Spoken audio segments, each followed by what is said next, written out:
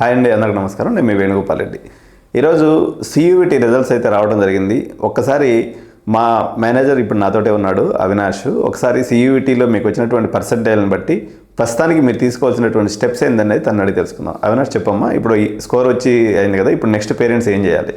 ఇప్పుడు ఫస్ట్ వాళ్ళు ఏ subject select చేసుకున్నారో ఫస్ట్ అది చూసుకోవాలి. చూసుకున్న తర్వాత వాళ్ళు సెంట్రల్ యూనివర్సిటీస్లో అన్ని కోర్సెస్ ఉంటాయి సార్. సెంట్రల్ సియూటీ అనేది ఒక సముద్రం లాంటిది. దానిలో బీటెక్ ఉంటుంది, డిగ్రీ కోర్సెస్ ఉంటాయి, బీబీఏ ఉంటుంది, సో 5 years ఇంటిగ్రేటెడ్ కోర్సెస్ ఉంటాయి, ఇవన్నీ ఉంటాయి.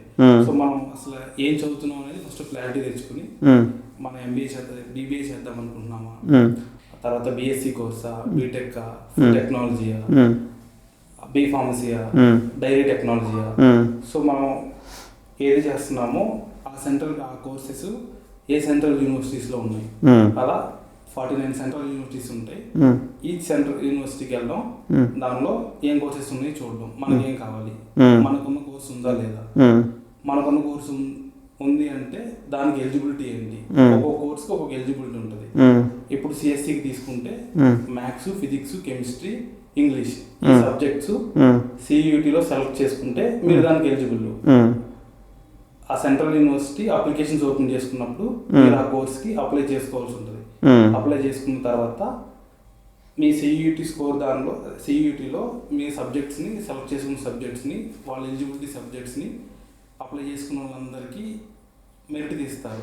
Maths, physics, chemistry, CSC. అంటే ఇప్పుడు ప్రతి సెంట్రల్ యూనివర్సిటీకి సపరేట్గా అప్లై చేసుకోవాలా? ఓకే. సో ఈ 49 ఇప్పుడు ఈచ్ దానికి 400, ఓబీసీ ఎన్సీఎల్ అయితే 400, 200. సో ఇప్పుడు ఒక పేరెంట్ తనకు కావాల్సిన కోర్సు కావాలంటే 49 యూనివర్సిటీస్ వెబ్సైట్కి వెళ్ళి చూడాల్సింది, చెక్ చేసుకోవాలి. దానికి మళ్ళీ సపరేట్గా అప్లికేషన్ వేసుకోవాల్సిందే. సో వీళ్ళ దగ్గరికి ఇప్పుడు మనకి జేఈ కౌన్సిలింగ్ లాగా సెంట్రలైజ్డ్ కౌన్సిలింగ్ అనేది లేదు. ఓకే. సో ఇప్పుడు కౌన్సిలింగ్ ఇప్పుడు ఒక్కొక్క యూనివర్సిటీకి, సపోజ్ ఇప్పుడు హైదరాబాద్ సెంట్రల్ యూనివర్సిటీ మనకు ఉందనుకోండి.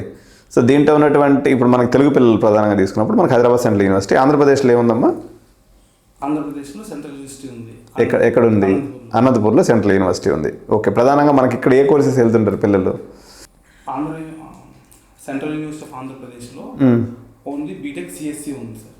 బీటెక్ సిఎస్సి ఉంది. ఎవరైతే పిల్లలు సిఎస్సి చేసుకోవాలనుకుంటారో దానికి అన్ని సెంట్రల్ యూనివర్సిటీస్లో కొన్ని మ్యాక్సిమం ఒక 10 సెంట్రల్ యూనివర్సిటీలో మటుకే బీటెక్ సియూటీ ద్వారా తీసుకుంటారు సార్.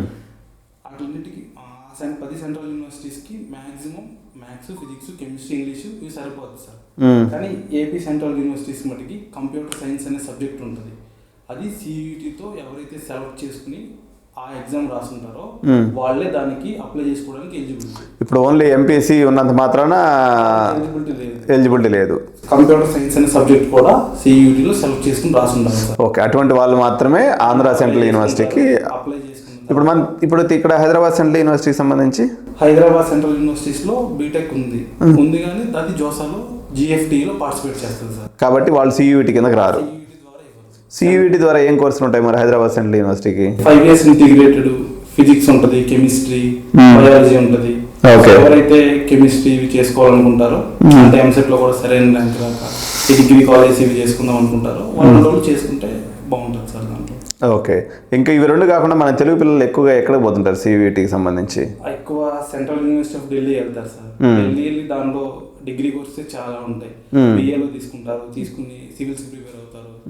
సో అక్కడ సెంట్రల్ యూనివర్సిటీలో చదువుకుంటా ఆ సివిల్స్కి అట్లా గ్రూప్స్ ప్రిపేర్ అయ్యి చాలా మంది అలా చదువుతుంటారు. ఓకే. ఇప్పుడు హైదరాబాద్ సెంట్రల్ యూనివర్సిటీకి సంబంధించి ఇప్పుడు ఫిజిక్స్, ఎంఎస్సీ ఇలాంటి కోర్సులో పోవాలంటే ఎంత పర్సెంటేజ్ న్యాచురల్గా ఉంటే బాగుంటుందమ్మా? అంటే ఇంత ఉండాలని అట్లా ఏమి ఉండదు సార్.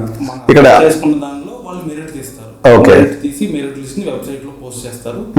సో మెరిట్ లిస్ట్ లో మన పేరు ఉంటే డాక్యుమెంట్స్ అవి తీసుకెళ్లి ఇంకా ఫార్మాలిటీస్ ఉంటే జాయిన్ అయిపోవడమే అంతే. ఇప్పుడు దీంట్లో రిజర్వేషన్స్ అనేవి నార్మల్ గానే ఉంటాయి కదా, ఎస్సీ, ఎస్టీ, బీసీ అట్లా అంతా స్పోర్ట్స్ కోటా ఇవన్నీ కూడా ఉంటాయి. సెంట్రల్ యూనివర్సిటీ ఆఫ్ ఢిల్లీలో ఆర్ఫన్స్ కూడా సపరేట్ కోటా ఉంది. వీళ్ళకి కూడా ఫీజు రీయింబర్స్మెంట్ లాంటిది ఏమైనా ఉంటుందమ్మా? ఫీజు రీయింబర్స్మెంట్ కూడా ఉంటుంది సార్. ఎస్సీ, ఎస్టీ వెళ్ళుకున్న వాళ్ళకి దాన్ని బట్టి హాస్టల్ ఫీజులో అన్నింటిలో రీయింబర్స్మెంట్స్ ఉంటాయి. ఓకే. ఇప్పుడు దీనికి ఎప్పటి లోపల డేట్ అప్డేట్ చేసుకుని కట్ ఆఫ్ డేట్స్ ఏమున్నాయి? అయితే 2-3 సెంట్రల్ యూనివర్సిటీస్ ఓపెన్ చేసేది సార్. హైదరాబాద్ ఇంకేం చేయలేదు, హైదరాబాద్ చేయలేదు. తర్వాత కర్ణాటక సెంట్రల్ యూనివర్సిటీలో బీటెక్ ఉంది. ఏపీ సెంట్రల్ యూనివర్సిటీ కూడా ఇంకా ఓపెన్ చేయలేదు సార్.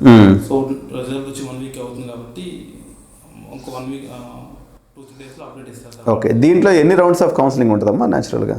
ఆ రౌండ్స్ అనేవి ఉంటుంది సార్. ఇప్పుడు మెరిట్ రిలీజ్ చేస్తారు.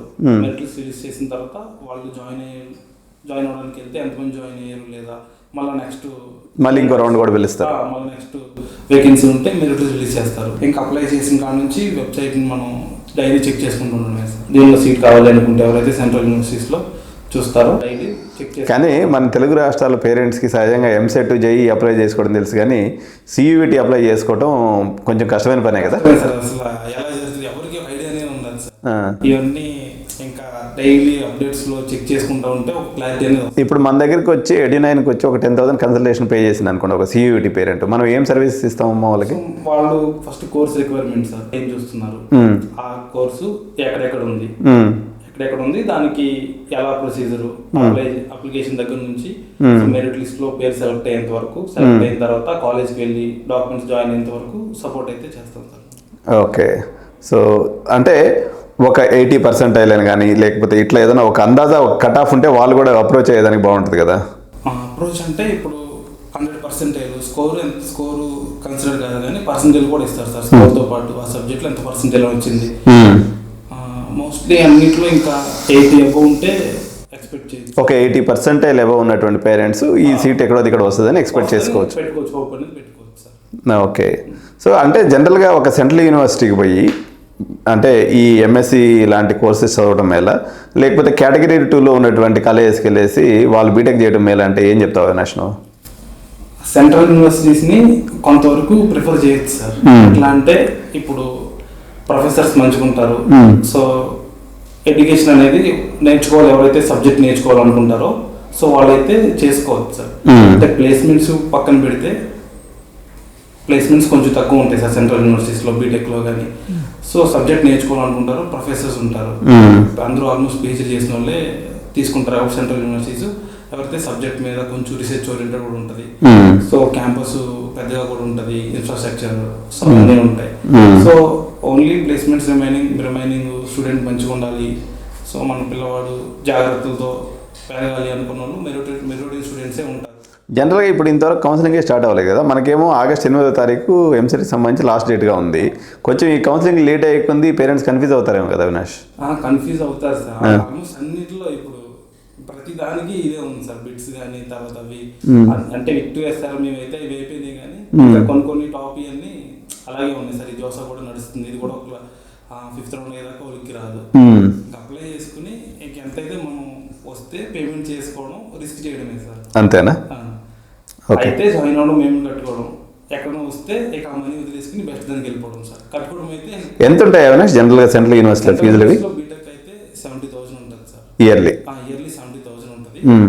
హాస్టల్ ఫీజు కూడా సెమిస్టర్కి 20,000 అట్లా ఉంటుంది సార్. ఓకే, 40,000 రూపాయలు హాస్టల్ ఫీజు, మొత్తానికి ఒక సంవత్సరానికి 1,00,000 రూపాయల్లో వీళ్ళు 1,20,000 అయిపోతుంది. అదే ఈ డిగ్రీ కోర్సెస్ లాంటివి ఇలాంటివి అయితే ఎలా చేసుకున్నా సార్ డిగ్రీ అయినా 30,000 అట్లా ఉంటాయి సార్. అవి కూడా అవుతాయి. హాస్టల్తో కలుపుకున్న డిగ్రీ మనకి 80,000 నుంచి 1,00,000 దాకా అవుతుంది కదా సార్. ఏంటంటే క్యాంపస్ మంచిగా ఉంటాయి, ప్రొఫెసర్స్ ఉంటారు, ఎవరైతే సబ్జెక్ట్ నేర్చుకోవాలనుకుంటారో వాళ్ళు బెస్ట్ ఆప్షన్స్. ఇదండి ఈరోజు సియూఈటీ సబ్జెక్ట్ సంబంధించి భారతదేశంలో మనకి తెలుగు రాష్ట్రాల్లో డిగ్రీ నిర్వీర్యమైనటువంటి పరిస్థితుల్లో మంచి డిగ్రీ కాలేజెస్ లేవు.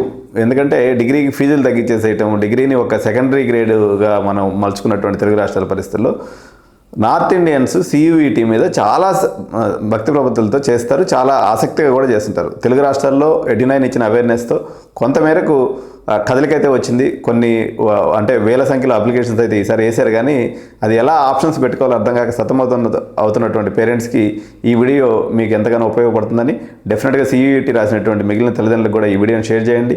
సో మీకు అర్థం కానటువంటి పరిస్థితి ఉన్నట్లయితే సో మా అవినాష్ అండ్ టీమ్ మీకు మొత్తం త్రూఅవుట్ ద కౌన్సిలింగ్ ప్రాసెస్లో మీకు హెల్ప్ఫుల్గా ఉండి మీకు సీట్ వచ్చేంత వరకు 89 మీకు హెల్ప్ చేస్తుంది. దానికి మనం సర్వీస్ ఛార్జ్గా 10,000 రూపీస్ తీసుకోవడం జరుగుతుంది. ఇంట్రెస్ట్ ఉన్నటువంటి పేరెంట్స్ స్క్రోల్ అవుతున్నటువంటి నెంబర్కి కాల్ చేయండి. Thank you so much. జై హింద్, జై భారత్.